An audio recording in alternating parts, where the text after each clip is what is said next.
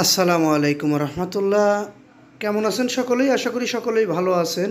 ৫,০০০ কোটি টাকা জামানতে ২৮,০০০ কোটি টাকা ঋণ, ১২টি ব্যাংককে ধ্বংস করে দিয়েছেন দরবেশ ব্যাংক লুট। একটু ধৈর্য সহকারে পুরো নিউজটি শুনলে আপনারা বিস্তারিত বুঝতে পারবেন। আসলে আমরা চাই না কোনো ব্যাংকের খারাপ দিক তুলে ধরতে। কিছু কিছু কার্যকলাপ, কিছু কিছু জিনিসের মধ্যে এমন এমন নিউজ আমাদের মাঝে তুলে ধরা হয় যেগুলো আসলে আমরা না জানাতে পারলে ভালো লাগে না, বা না জানলে আপনারাও ভালো থাকবেন না বলে আমি আপনাদেরকে জানানোর চেষ্টা করি।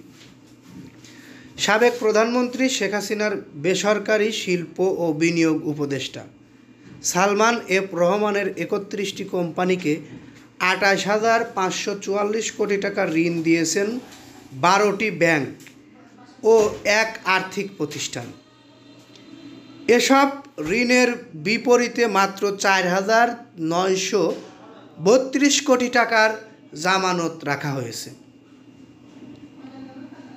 অর্থাৎ প্রভাব খাটিয়ে অল্প জামানত রেখেই ব্যাংক থেকে বড় অঙ্কের ঋণ বের করে নিয়েছেন আর্থিক খাতের দরবেশ খ্যাত সালমান এফ রহমান। বাংলাদেশ ব্যাংকের অভ্যন্তরীণ এক প্রতিবেদনে এ তথ্য উঠে এসেছে। বাংলাদেশ ব্যাংকের তথ্য বলছে, বেক্সিমকো গ্রুপভুক্ত প্রতিষ্ঠানগুলোকে স্বল্প জামানতে বড় ঋণ দেওয়ার তালিকায় সবচেয়ে বড় অবদান রেখেছে রাষ্ট্রায়ত্ত জনতা ব্যাংক।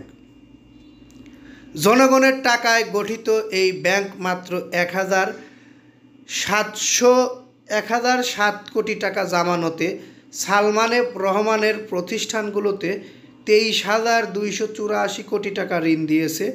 রাষ্ট্রায়ত্ত অগ্রণী ব্যাংকেও কোনো অংশেই কম না, মাত্র ৬২ কোটি টাকা জামানতে বেক্সিমকো লিমিটেডকে ঋণ দিয়েছেন ৪২০ কোটি টাকা।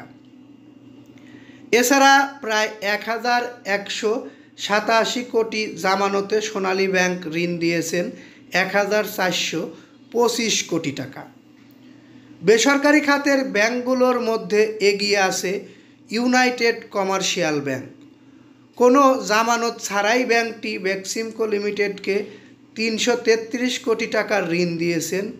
এরপরের অবস্থানে থাকা এবি ব্যাংক মাত্র ৭.৫ কোটি টাকা জামানতে বেক্সিমকো গ্রুপকে ৪টি প্রতিষ্ঠানে ঋণ দিয়েছেন ৯৩৮ কোটি টাকা।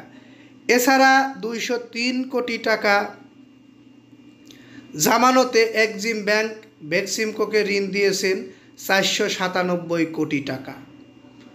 এ ধরনের ঋণ দেওয়া যায় কি না জানতে চাইলে বাংলাদেশ ব্যাংকের নির্বাহী পরিচালক ও মুখপাত্র আরিফ হোসেন খান কালবেলাকে বলেন, কোনো ব্যাংকের ঋণ বিতরণের সময় বাংলাদেশ ব্যাংকের নির্দেশনা মেনে সহায়ক জামানত নিয়েই ঋণ বিতরণ করা দরকার। তবে কোনো প্রতিষ্ঠান যদি ১,০০০ কোটি টাকা বিনিয়োগ করে এবং এরপর ব্যাংক থেকে ১-২০০ কোটি টাকা ঋণ চায়, তাহলে এই ঋণের সহায়ক জামানত না হলেও চলে। মূলত কথা হচ্ছে, কোনোভাবেই ঝুঁকিপূর্ণ প্রতিষ্ঠানে বিনিয়োগ করা উচিত নয়। সেক্ষেত্রে কেন্দ্রীয় ব্যাংকের নির্দেশনা মেনেই সব ব্যাংকে ঋণ বিতরণ করতে হবে, না হয় আইন অনুযায়ী ব্যবস্থা নেওয়া হবে।